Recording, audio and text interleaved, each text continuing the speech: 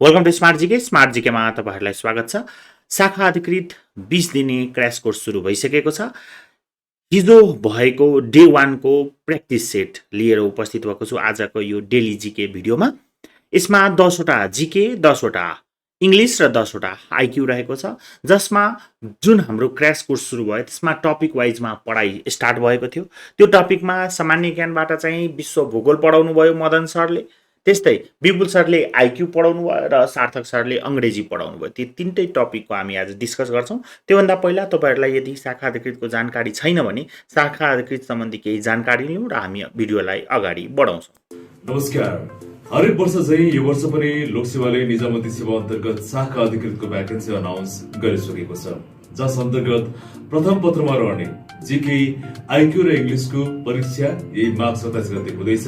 यसैलाई लक्षित गर्दै स्मार्टजीकेले पौष 21 गतेबाट section officer first paper crash course गराउँदैछ। यहाँहरु पनि यस कोर्समा यस क्लासमा जोइन हुन चाहनुहुन्छ भने हाम्रो फेसबुक पेज भिजिट गर्न सक्नुहुन्छ।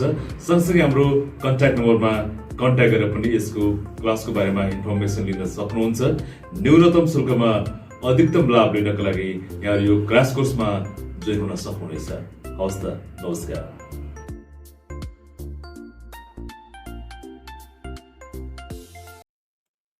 शाखा अधिकृतको यो जानकारीपछि जुन हिजो परीक्षा लियो प्र्याक्टिस एक्जाम, त्यस अन्तर्गतको प्रश्नतिर लागौं र पहिलो प्रश्न रहेको थियो विश्व भूगोलबाट, पर्ल अफ द क्यारिबियन भनेर कुन देशलाई चिनिन्छ?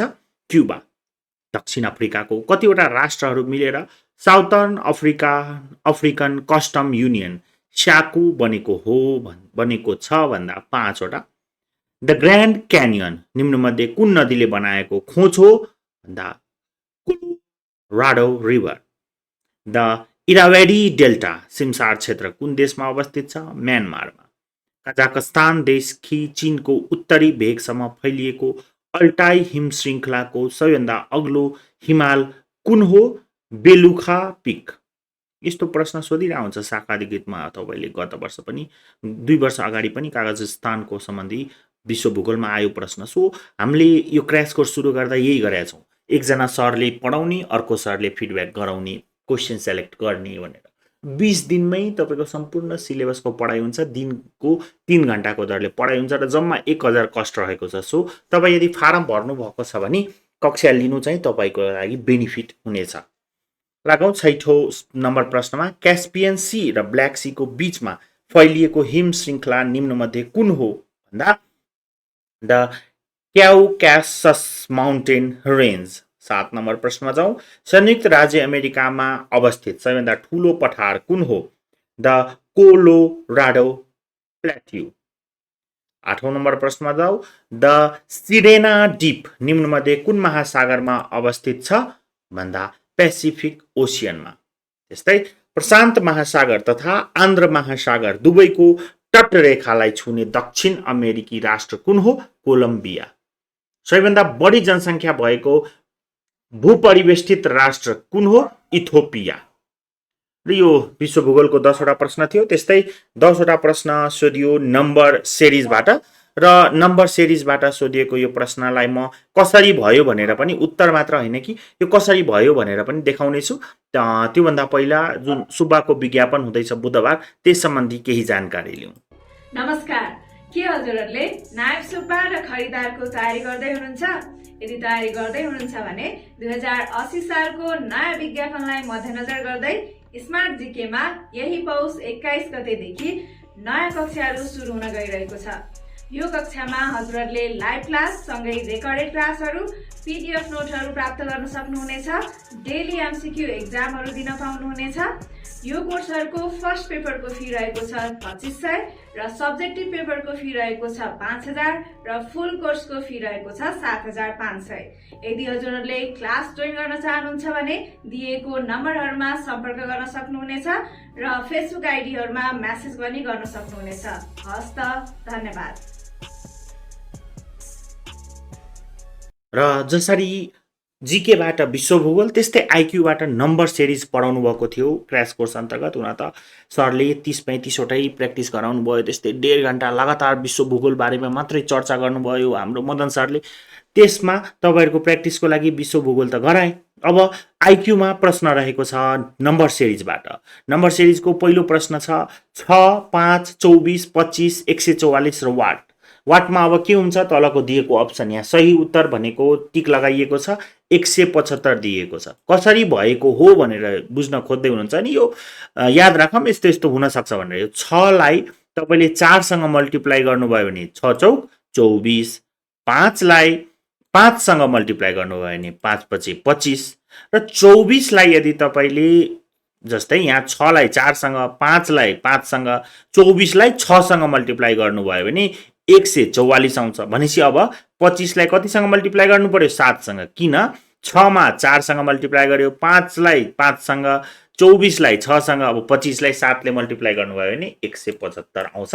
एन्सर मिल्न जान्छ। लागौँ दोस्रो नम्बरको प्रश्न। र दोस्रो नम्बरको प्रश्न छ 19, 37 वाट, 19, 37, 61, 91, 127, 169। अब तपाईँले लजिक लगाउनुहोस् पज गरेर, म अनि एन्सर भन्छु।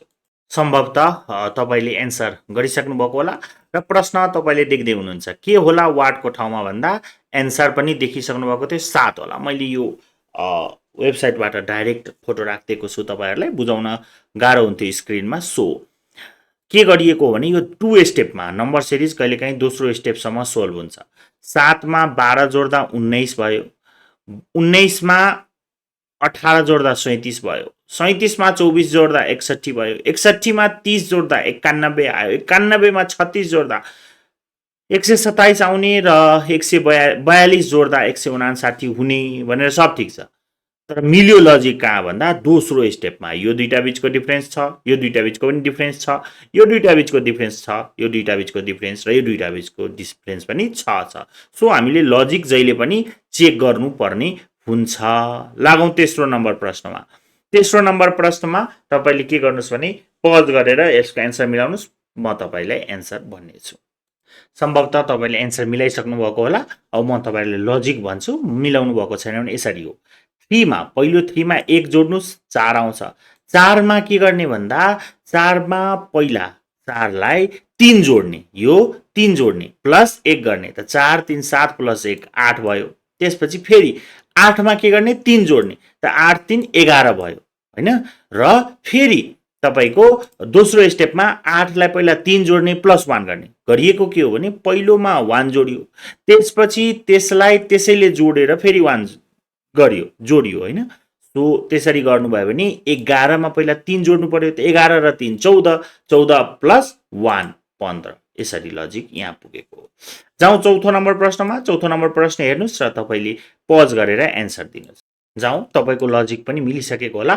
म पनि लजिक भन्छु। के गरिएको छ भने 31 बाट 2 घटायो 29 आयो, 29 बाट 5 घटायो के आयो, 24 आयो। फेरि 24 बाट 2 घटाउने के आउँछ, 22 आउँछ। फेरि 22 बाट 5 घटाउनु के आउँछ, 17 आउँछ। अब के गर्नु पर्यो त, 17 मा कति घटाउने भन्दा पहिलो 2 घटाउने, त्यसपछि 5 घटाउने, भने 17 मा 2 घटाउनु पर्यो, कति आउँछ, 15 आउँछ। सही उत्तर। फेरि लागौँ हाम्रो 5 नम्बरको प्रश्न। पज गर्नुस् र यसको सोच्नुस् र उत्तर मैले उत्तर कसरी आयो भनेर बुझ्ने। उत्तर त्यहाँ देखाए नि है। सम्भवतः तपाईँले लजिक मिलाइसक्नु भयो होला। म एन्सर भनिदिन्छु। यसमा हेर्नुहुन्छ भने हरेक एउटा नम्बर छोडेर 21 छ। सो 21 त हुँदै भयो हैन। तर यसको लजिक कसरी छ त, लजिक भन्दा 9 प्लस 2 11, 11 प्लस 2 13, 13 प्लस 2 15 हुनु पर्थ्यो। तर 21 हेर्नु त 21 21 21 रिपिट भइरहेछ। यहाँ पनि के हुन्छ, 21 नै हुन्छ। लागौँ छैठौँ नम्बर प्रश्नमा।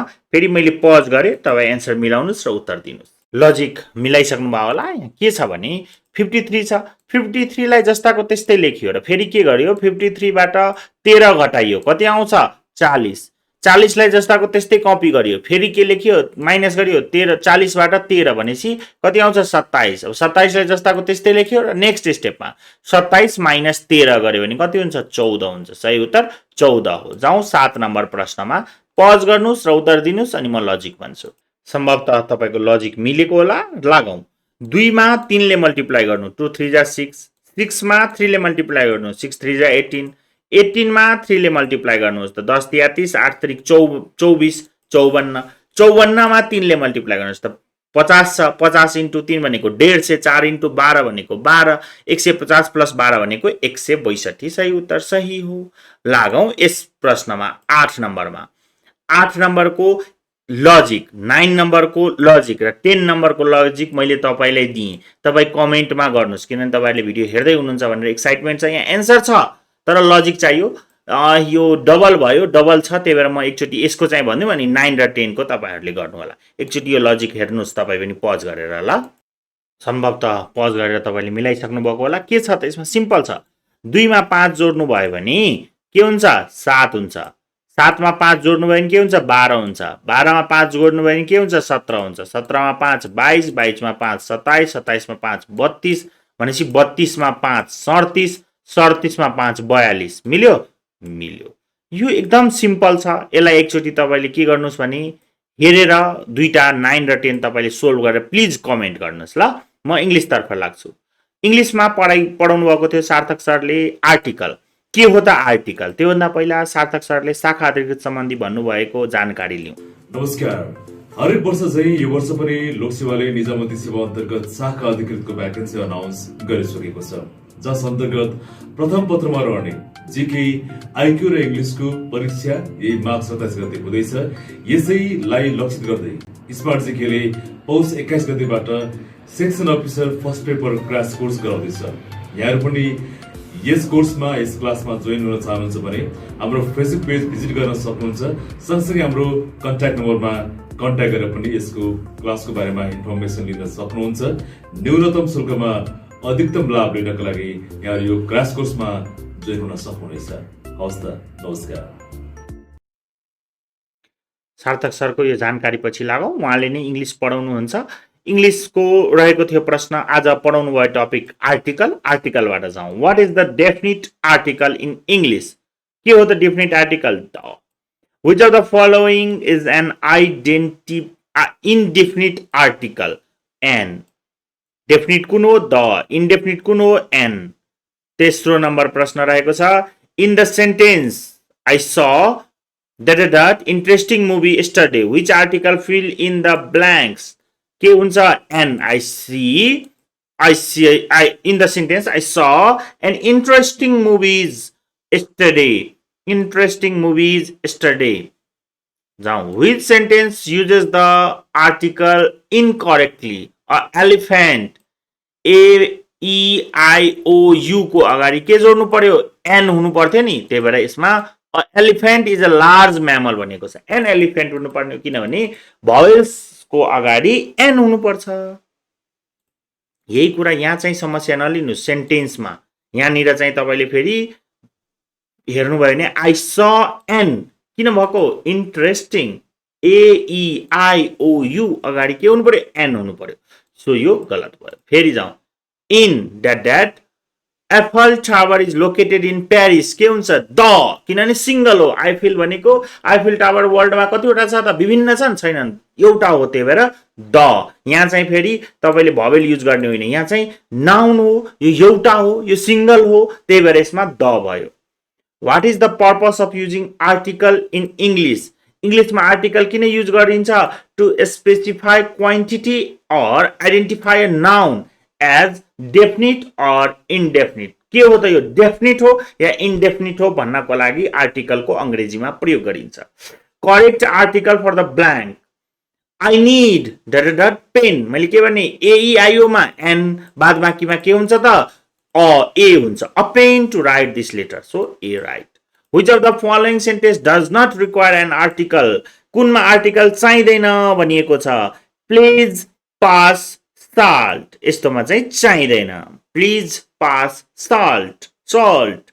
अर्को, what Mona Lisa is displayed in the Louvre. Which article correctly completes the sentence the Mona Lisa? Definitely the भनिएको त्यसलाई हो। फिक्स छ। Which sentence is grammatically correct? She is a historian. Historian त जो पनि हुन सक्छ नि। हिस्ट्रीको बारेमा लेख्नेलाई हिस्टोरियन भनिन्छ, जो पनि हुन सक्छ। सो द हुन्छ? हुँदैन। AEIO को अगाडि मात्र एन लगाइन्छ नि। भवेल सेन्टेन्सेस AEIOU को अगाडि एन लगाइन्छ, यहाँ त एच हो। यो पनि गलत।